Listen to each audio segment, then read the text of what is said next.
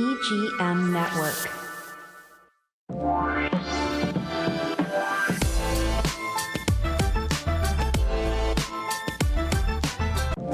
What's up? Welcome to Bars Deep. How y'all doing today? Bars Deep, welcome to everybody. Today we're going to be talking about, I don't know if you've seen this or not, but we just had the Super Bowl recently, and Kendrick Lamar did an excellent job with his halftime performance. Right now they're trying to say that his performance is probably one of the highest viewed performances since Michael Jackson, which that would be a tremendous feat. I was kind of Googling some of the information today, and I was getting some conflicting information, but I think Google is trying to update its information. But I think what they're saying right now is that Kendrick Lamar's performance is the highest watched performance since Michael Jackson. So that would be an extraordinary feat. So that's what we're going to be discussing today, Kendrick Lamar's Super Bowl performance and a lot of the hype that's come from it. And not just that, we're going to discuss rap then and now and how rap has affected the community. So today I'll have with me my son again, Will Harris III. He'll be joining me on the show, and we'll be discussing rap and how it affects us. And not just that, but Kendrick Lamar also and his extraordinary history-making Super Bowl performance. One thing I will say this about Kendrick Lamar, Willie, is that he has a lot of symbolism in his rap and a lot of metaphors, and he's real clever at the way he words things and the way he says things. And there was a lot of hidden messages in some of that performance. I didn't watch it live. I actually watched it when it was on YouTube a few times after the Super Bowl. But it was incredible to me. I loved it. What did you think? No, I always think Kenny do a good job as it pertains to whatever message he's trying to get across in his music and his live performances. The only reason I didn't like it is because he didn't do songs that I felt like he should have did. That's really the only knock I have on it. Aside from that, I think it was great. At first, I really wasn't digging it at all because I was waiting to hear songs of his that I know that I like. I was waiting to hear All Right. I was waiting to hear King Kunta.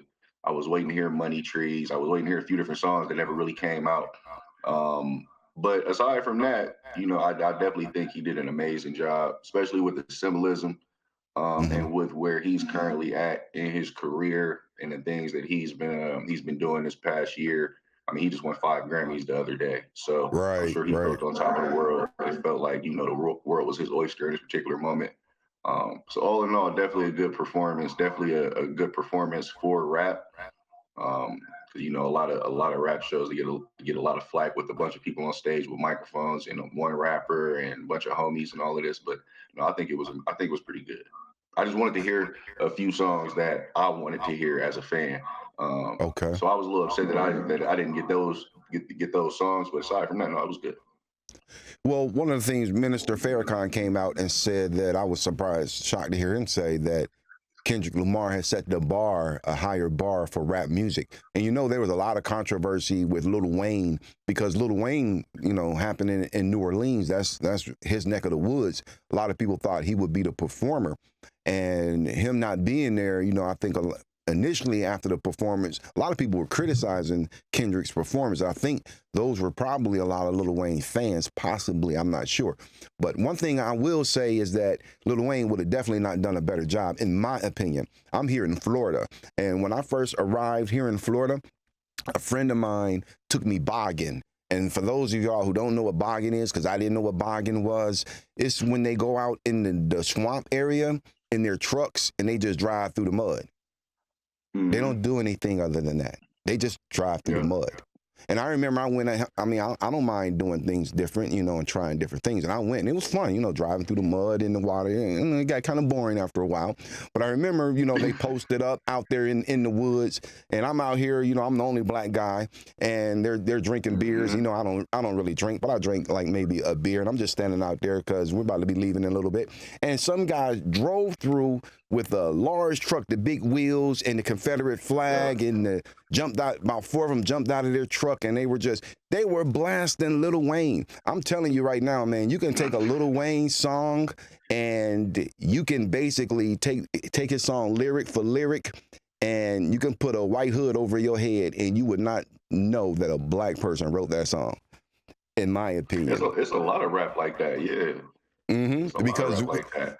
what you're doing is you're degrading, you're putting down, it's so much bigotry, there's so much negativity in rap, and I just didn't see how Lil Wayne, being as though they were in New Orleans, would have done a better job, in my opinion.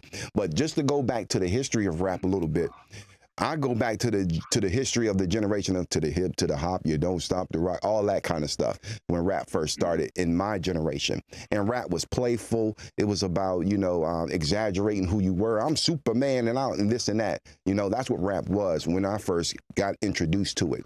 And rap went from there in my history of rap to NWA and people like the Ghetto Boys. By then, in the early 80s, we were selling drugs. So we were drug dealers. We would make between $3,000 to $6,000 a day selling drugs. Nothing that I'm proud of. It's just that this was a stage of history that I went through. And I remember when we would hear NWA singing dope man, F the police, and songs like that, we would look at each other like this would be like our first time hearing these songs. And we would listen to the lyrics, put the tape in, listen to the lyrics, and we would like periodically look at each other like, damn, they're talking about my life. And we actually felt like that. So, because rappers weren't rich. Rappers didn't make a lot of money. If they did, it would be somebody like Run DMC or somebody who was established, and it took a while to make a lot of money. And the thing about that is it was art imitating life.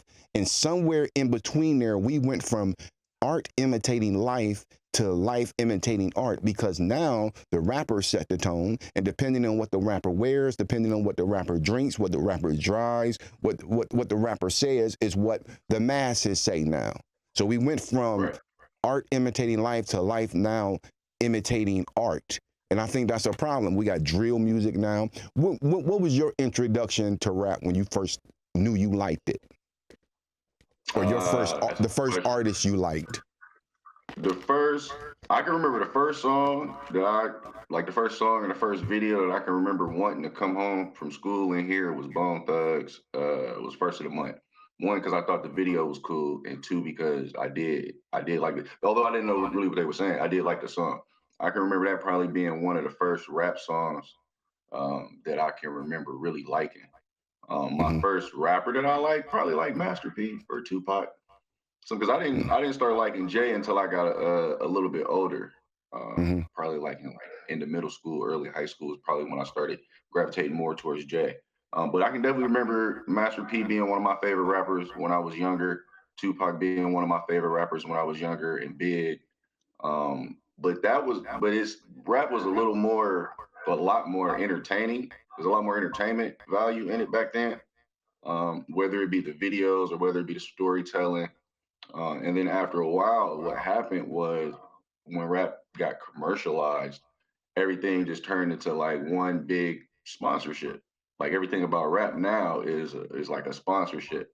Like NBA teams, you got this company that'll pay you to put this liquor in there. We got this company that'll pay you to wear these clothes. We got this company that'll pay you to wear this jewelry. We got this company that'll pay you to drive this car. So now like the music videos are one big like advertising. It's like a commercial. It's like one big commercial. So it's not about these clothes. So it's not about the art necessarily.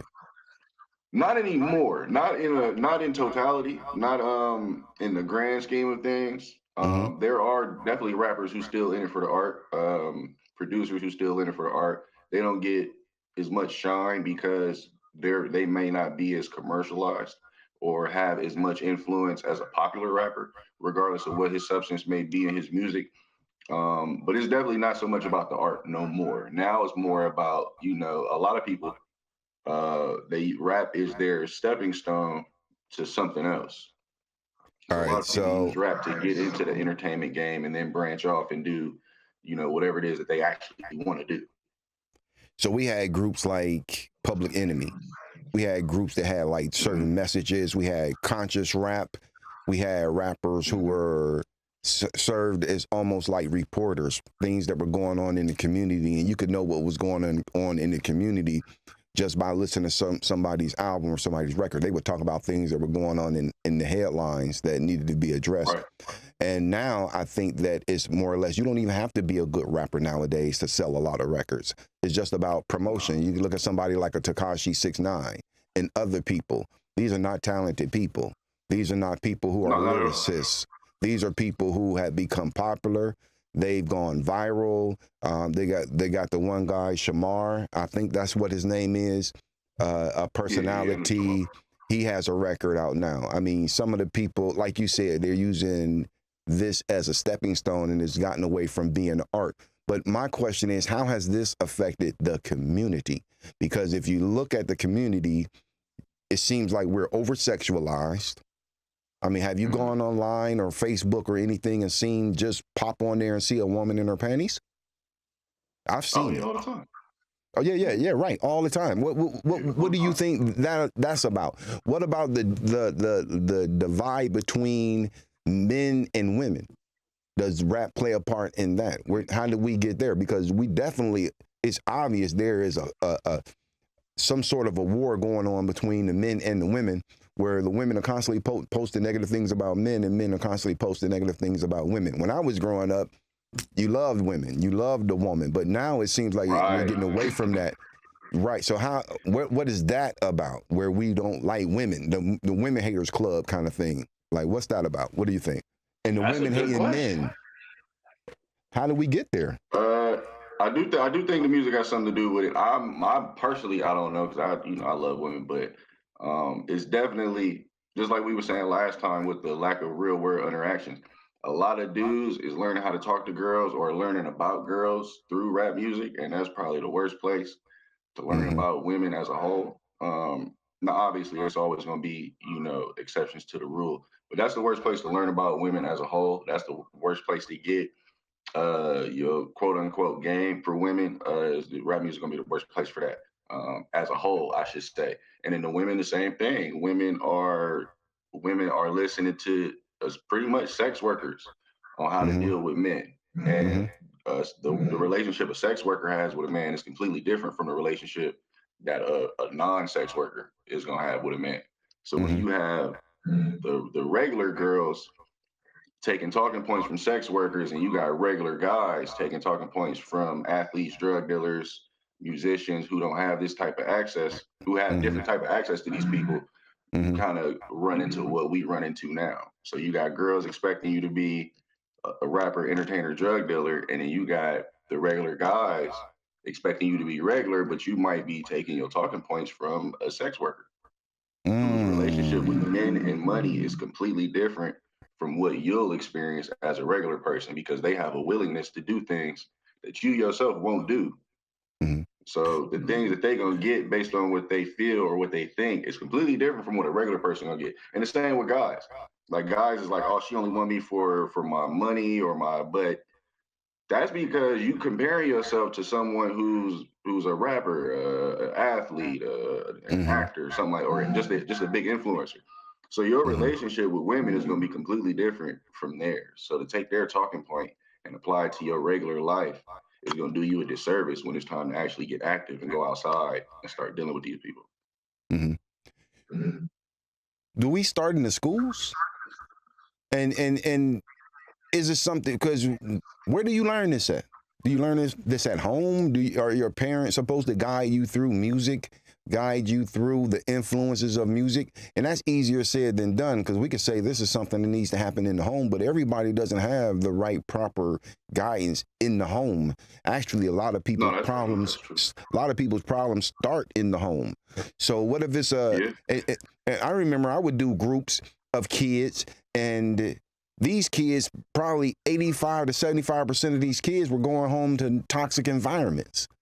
So regardless of what you told the kid still had to go back to a drug dealer or a mom who's not taking care of business. They still had to go back to those toxic environments. So even if you're saying some good things, how do we fix this, or how do we turn this around is the question. How do we get back to a village? Start in the home. Yeah, definitely start in the home. And just like you said, a lot of people don't have that infrastructure at home to where they can see the things that you say materialize. Just like you said, they might go home and have an abusive parent, or just a parent that ain't taking care of business, a parent that's a drug dealer, or a parent that's in jail, something like that. So definitely starting at home, because I can remember you telling me, just like I said, Master P was one of my favorite rappers. I can remember you telling me that, all Master P's jewelry was rented, and that Mm-hmm. he didn't really own the house that he was showing you in all the videos and at the one his cars. And I can remember Mm-hmm. that blowing my mind when I was a kid, but as I got older, and it found out to be really true that a lot of the Mm-hmm. jewelry is rented, a lot of the cars Yep. are rented, or is a gift. Right. Right. So it Right. Right. definitely starts there. It definitely starts there, but even so, even all right, so even though I'll say this, because we could definitely do it in the schools too, but it takes for that person to want to understand it. Because even now, I know grown men who believe that the rappers are as rich as they say. Mm-hmm. Like I'm talking about Mm. men in their 30s who Right. believe that Right. these rappers are as rich as as they say. That Right. they Right. spent Right. X, Y, and Z on this car, that they spent X, Y, Z on this jewelry, not realizing that that was a gift or that was a loan, or you get that as long as you rapping. Once you start rapping, we come to take the car. We come to get the I, house. I think rap has become the new crack cocaine. Because when Mm, crack hit the scene back in the early 80s, it took young kids like myself and my brother and our peers. It took us who were mannerable, positive kids, good kids, but we were hustlers. We would go out and shovel mm-hmm. snow to make money. We would go rake leaves to go make money. We would cut grass to go make money. And we would do that most of the time we were young. We would go get a paper route and throw papers in people's yards just to Yeah, I make had paper money. routes. Yeah. Yeah. So when crack hit the scene, that was just another hustle to us. We didn't know it was going to destroy the community. If we could have seen Yeah, ahead, nobody did. It was new. yeah, we did not know that we were going to go to prison. We didn't know that it was going to create a lot of violence. We didn't know that the people, the adults who we grew up respecting and loving, it was going to destroy their lives, and we were going to play a part in that. And it was just a situation where it just ravished the community. And now people aren't as cool with selling crack and drugs and things like that, and they shouldn't be. But the thing is, rap music is doing the same thing. It's ravaging the community. It's doing the same thing that crack did back then. If you look at drill music, you got young kids killing the kids they grew up with.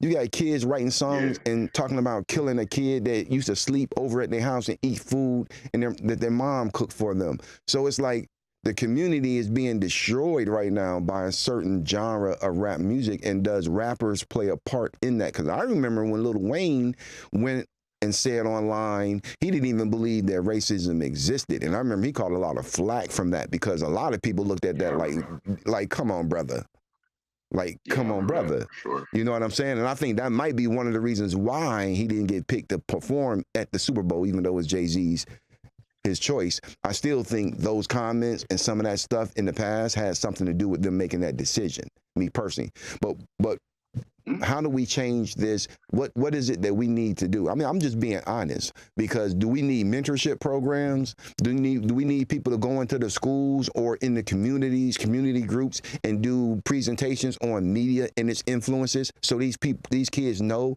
not to take a picture of your privates and send it to another kid, so that kid doesn't get caught with child pornography and now has a case? I mean, how do we Yeah. deal with this stuff?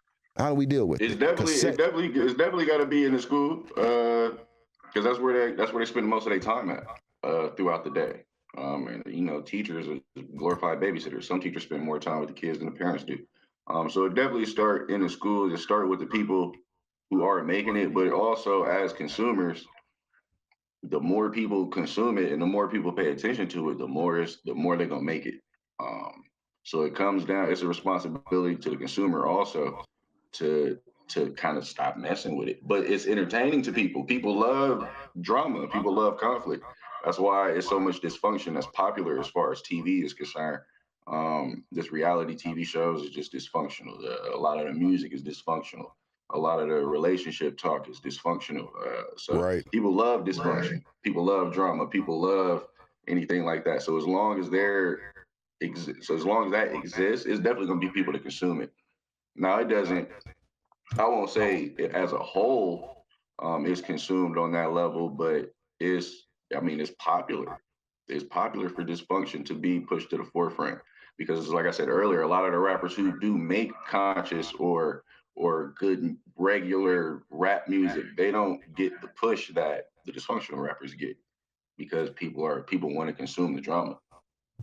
Exactly. Now, with that, we're going to take a real quick break, and we're going to be right back with you. And this is Evergreen Media Studio right here in Vero Beach, Florida. We'll be right back.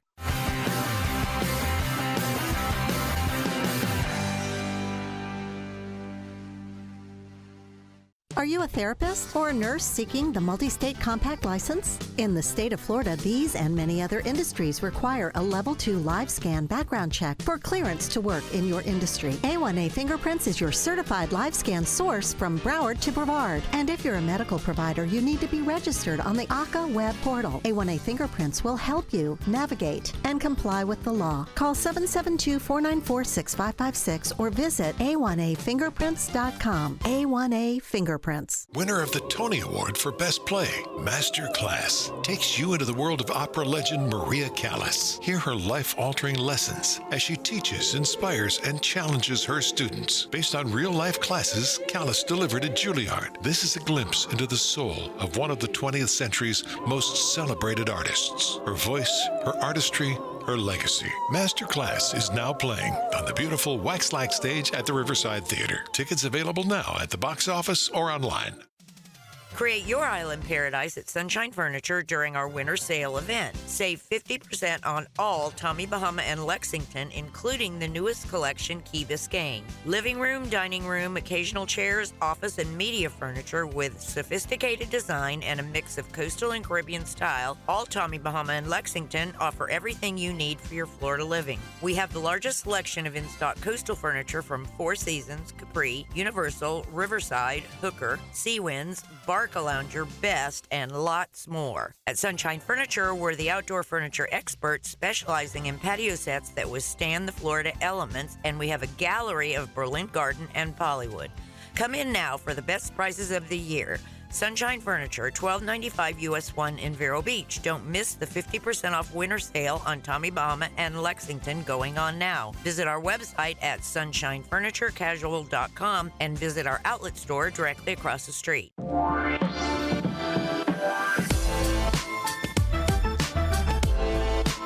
Welcome back to Bars Deep. We're here in the Evergreen Media Studio here in sunny Vero Beach, Florida this morning, and I'm here with my son, Will Harris III. We're discussing rap music. We were just discussing the Super Bowl halftime performance of Kendrick Lamar, which was, I think, excellent.